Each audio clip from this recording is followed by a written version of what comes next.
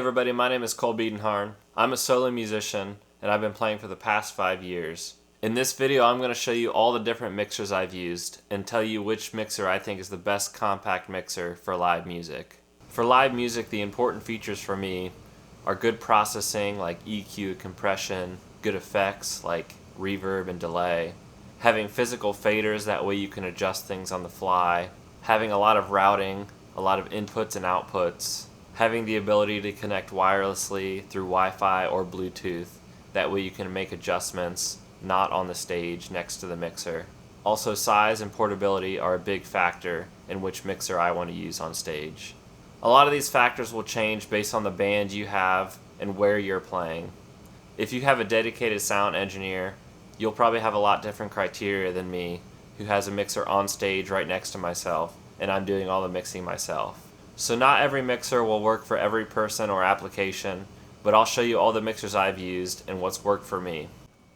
So the first thing I used for my mixer was my Helix. I already had it for my guitar, and I didn't have a compact mixer to use, and I didn't really want to bring a lot of equipment, and I wasn't making money first starting out. So having just the Helix was fine because it has a place you can plug in your microphone, and you can do a lot of different routing with this Helix. That's why it's really great for gigging, especially solo. So I can plug my guitar and a microphone at the same time and just make a patch. So right here is one of the first patches that I ever used with this setup. I have my guitar going through the guitar input. I have some reverb, some EQ, a couple effects. This was just my acoustic at the time. And then here on the microphone, I was able to add EQ, compression, reverb, and adjust the volume. This worked great for a little bit, but then after a while it got a little bit tricky to use, because if you want to turn up your vocals, you have to go over here and adjust a little bit, and then you have to use these knobs right here to adjust the volume. But then also the volume also gets adjusted using the big volume knob, which will turn up everything that's being sent to the speakers. So it can be a little tricky if you're trying to adjust the volume on the fly. I would get a lot of feedback too because it wasn't really dialed in quite right. I could never get it perfect on here. If you spent more time adjusting things and playing with your patches, then you could definitely get a great usable sound out of just your Helix without spending money. Well, this works with any other modeler that has a microphone input. Most of the higher end processors like the Helix or the Quad Cortex or Axe Effects, they'll be able to do this, run a microphone and your guitar.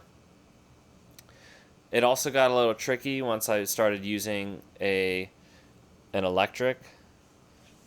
My PRS, which I've talked about before, it has a piezo and an electric input.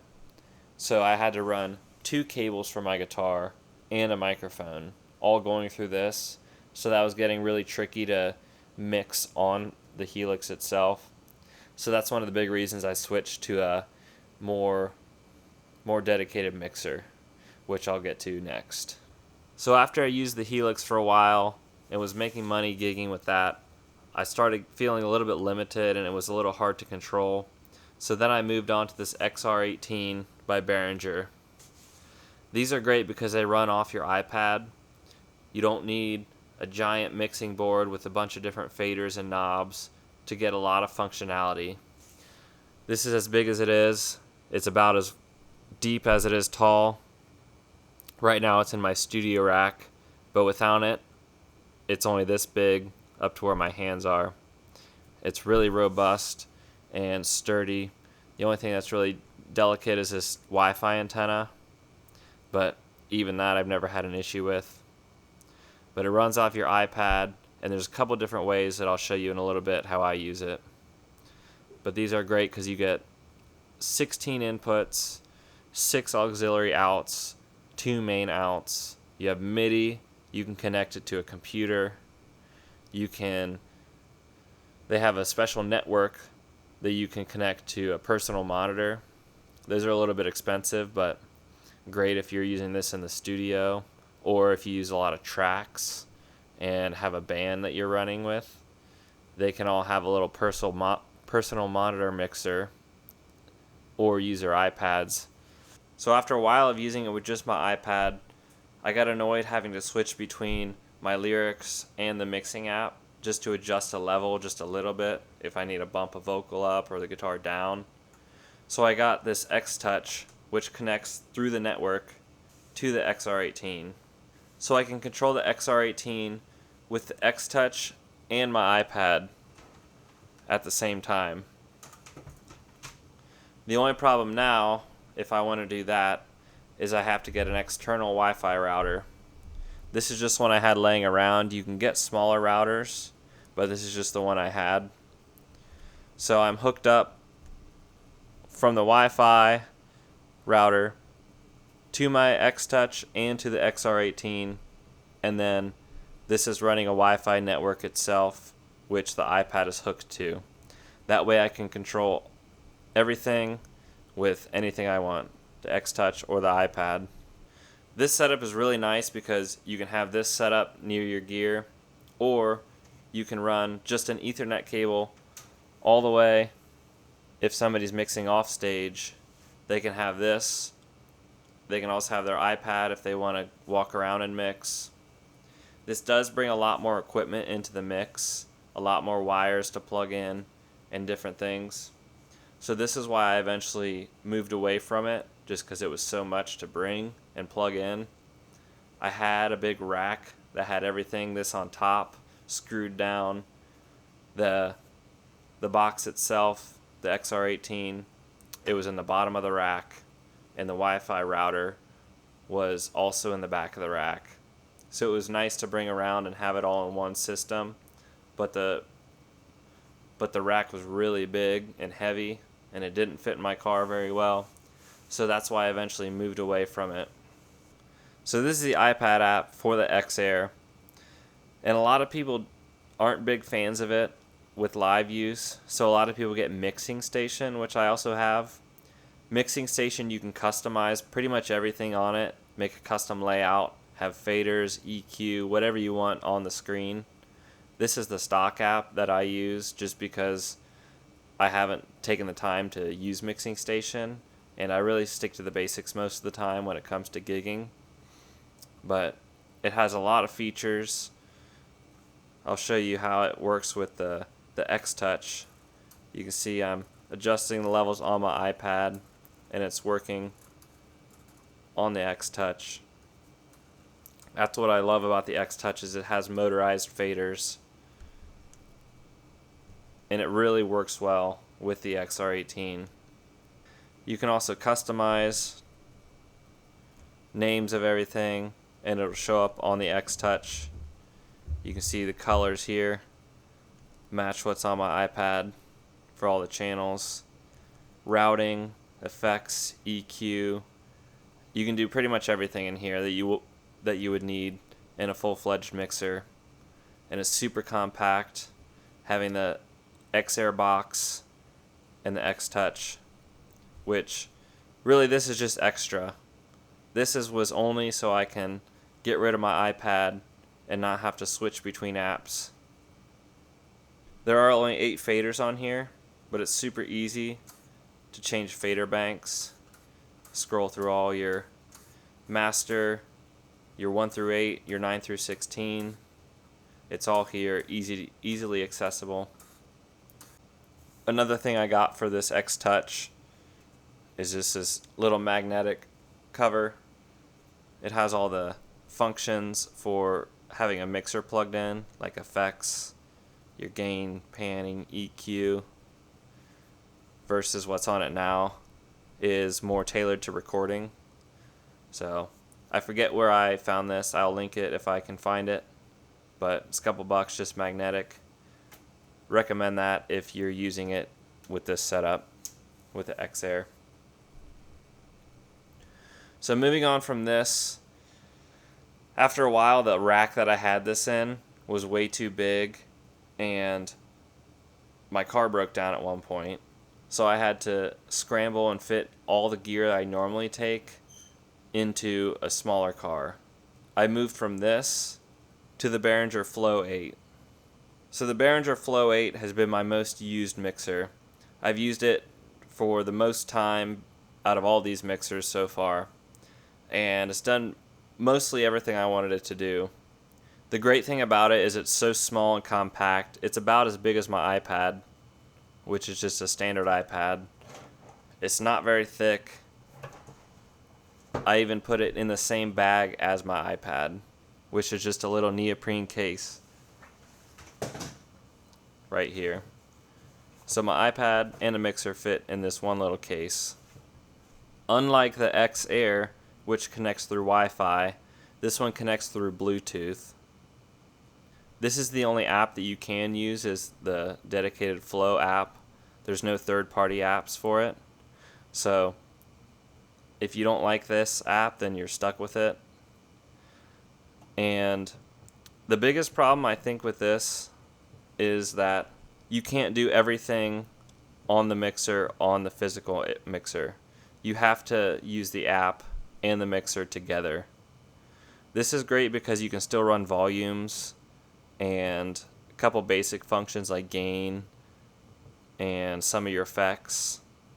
But if you want to do any EQing or more in-depth processing, you have to use the app, which is one of the biggest things I don't like about it. But the good thing is, if you're using this for a live show like I do, once you get your EQs and everything set, it will stay on the app. So every time you plug this in, it's going to have your EQ, your processing, your effects. And if you need to adjust a volume, it's right here on your faders. It doesn't have motorized faders, so if you make a change on here, you're not going to see it on here. That's what these little LEDs are for. If I go up to where the level is, you can see right there, it changed when I got to where it was and the light went off. So that means this is where the fader is on the mixer is what it's actually at. So once again, if my volume's halfway, the light will stay on until I get to halfway. It will turn off and catch back up. So it works pretty good. The Bluetooth on this is not very good. I pretty much have to keep my phone right next to it when I'm playing background music, which is a little bit disappointing, but it still works. It also gives me a little bit of trouble connecting sometimes because the Bluetooth is different for the app and for the audio. You have to connect it separately. And at one point, I thought the app needed updating. It gave me that much trouble, but it's working fine now. So it can be a little bit trouble to connect with a Bluetooth, and the range on the Bluetooth for your audio isn't great. So that's one thing to keep in mind. But the routing, you got 4 mic inputs, 2 more 1/4-inch inputs that can be stereo or separate mono, and then 2 more. 5, 6, 7, 8 are on one fader. So I was able to connect 2 microphones, a kick drum, a snare drum, my guitar processor in stereo, and then sometimes when I wanted some better Bluetooth, I would connect a different Bluetooth adapter to here. So it's just the perfect amount of inputs to run a little solo show like I do. If you had a duo, maybe 2 singers, a guitar, and a bass, that'd be perfect too. So it's great for just little shows, super portable.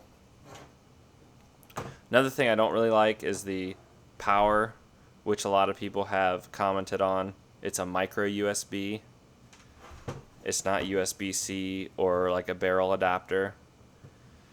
They did this so you can run it off of any like phone charger, but at the time when it came out, micro USB was kind of on its way out anyway.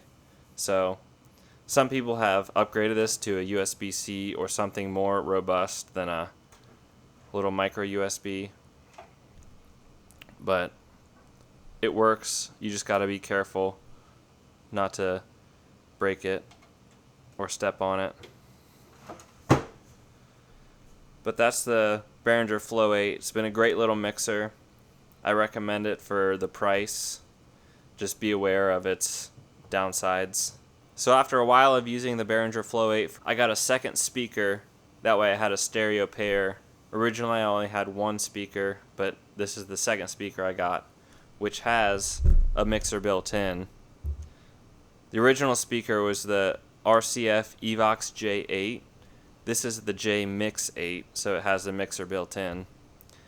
It's almost identical to the inputs of the Behringer Flow 8. So for a while I was just using this. It also has an app built in and mostly the same features as the Flow 8. So rather than carry around one more piece of equipment, I was using this to make everything a little bit easier on myself. But then after a while I went back to the Flow 8 just to get those faders back. It just worked a little better with the cords and connections I usually make. But this is a great little mixer if you're considering something like the Flow 8. If you're going to buy a speaker like this, there's a lot of different brands that have little mini line arrays that have mixers built in. So if you're considering that, the mixers on those line arrays work great if you're just using a guitar and a vocal maybe. I also like having this. That way if I want to just set up my two speakers and play music or something, or I'm at a party and somebody wants a microphone and just some music on the Bluetooth, I can just plug into this, plug a microphone directly into here, and I'm good to go. I don't need to bring an extra mixer. It's just right here, easy to control. So not much to say about this one. It's not the greatest mixer ever, but it works. I can't really complain. I haven't used it a whole lot, so after going back and forth between the Behringer Flow 8 and the RCF JMix 8 with a built-in mixer, I eventually landed on the CQ18T by Allen and Heath. And the biggest reason I wanted to switch to this was, one, it has more functionality, more inputs. I can add members to the band or more microphones or guitars. But the biggest thing was having this SD card. I can do multi-track straight to the SD card and record all my shows.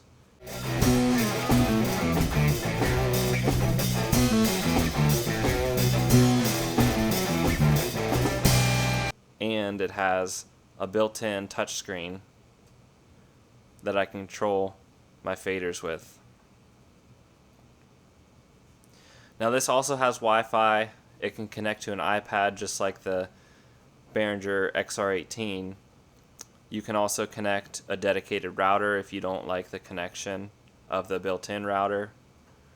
But for me, I never even bother with Wi-Fi because you can control everything there is to control on the mixer itself, which I think is a huge part. I don't even have to mess with my iPad or the connection. I can just click on what I want and I can adjust it. I love the layout of this too, because you have these couple soft touch buttons. Right now I have faders, control the levels, and go with my banks here. This is 1 through 8, 9 through 16. You can customize this too. Right here, I have it custom because some 9 through 16 inputs I want to control here, and I only use a couple up here. Right here I got processing. I can do my EQ, my compression, config. I can set gains and configure the inputs and everything. I have my effects here. Home, it's got all the different settings. So recording here, I can arm what tracks I want to record, and then this button right here I have programmed to just start my recording. So when I get back from a break or when I'm starting a show, I can just hit this button and it'll record all the tracks I have preset to record. So connecting to the Wi-Fi on this mixer is super easy. It's basically the same as the XR2. It's pretty easy to connect. But all you do is find your network, which right now is the CQ18. It's just running off the mixer itself. Then you go to your app, and it should be right here when you open your app.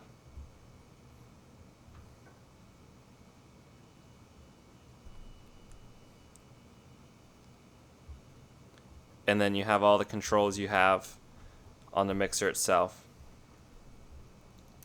These are super nice because you can control everything from the audience. This can be on stage next to your inputs, and then bring this out in the crowd and mix, especially if you have a dedicated audio engineer mixing for you. It's not as useful if you don't have someone mixing for you and it's just yourself. But also with a unit like this, with your multi-track, if you have a previous show recorded to your SD card and you have all the same inputs, you can hit play on this. You can go out to the crowd and mix what's playing on the SD card, and that's basically your sound check, because it's pretty much the same between each show. I haven't done that yet, but I probably should start doing that because I just sound check from the stage, which isn't perfect, but it's not too bad when I only have a couple instruments plugged in. So out of all the mixers I have, the CQ18T is definitely my favorite. It's got 16 inputs, a decent amount of outputs. They're 1/4 inch, but for me that's no big deal. I'm not using very many outputs as it is. I have my main outputs that are XLR. It's got an SD multi-track, which is one of the biggest reasons I got this. Got the touch screen, I can adjust anything I want. These knobs that make it easy to adjust anything else. Overall, this is the perfect mixer for my setup. It's very expensive compared to everything else, but I think it's definitely worth it if you're making money and depending on your mixer for important shows. I can also control it with my phone, which actually I just checked. I was going to say it's a bad app on the Android, but I just checked and it's updated now. I can actually control it with my phone, so that's a big plus. Good support with Allen and Heath. If I wasn't using the Allen and Heath, I'd probably still be using my Behringer Flow 8. It does everything I want, and they're so cheap now. I got it when it was $300, but they've since lowered the price to I think $200 now. All the accessories are cheaper too. For $200, it's hard to beat the functionality and the form factor of this mixer. So if you're looking for something small, compact, cheap, definitely check out the Behringer Flow 8. And the XR18 is still a great mixer, but for me with my setup, having the XTouch and the XR18 and having a Wi-Fi router, it brings the cost up a lot.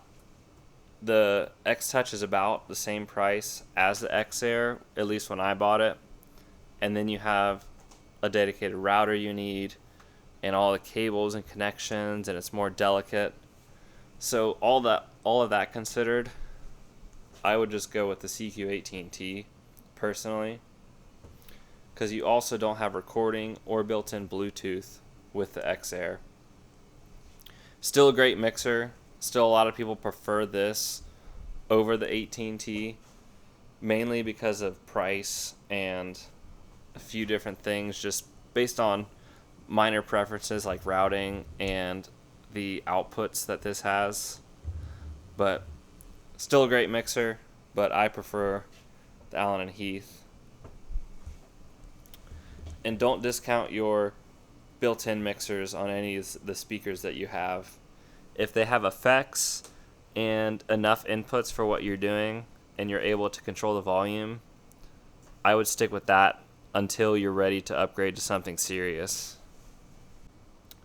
Even my old QSC monitor has 2 different combo jacks, so I can plug a guitar and a microphone into it and adjust the volume separately.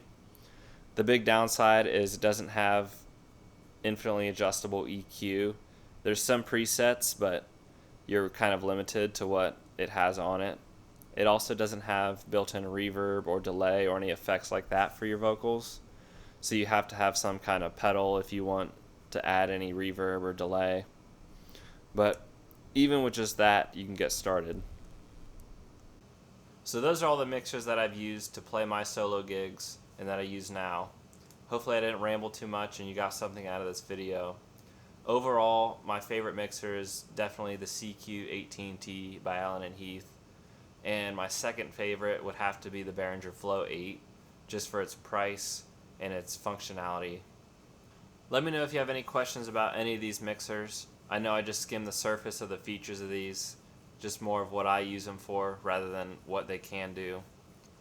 I'm going to link to all these mixers in the description. Let me know what mixers you use for live music and what features that you value in your mixers. Thanks for watching. I'll see you in the next video.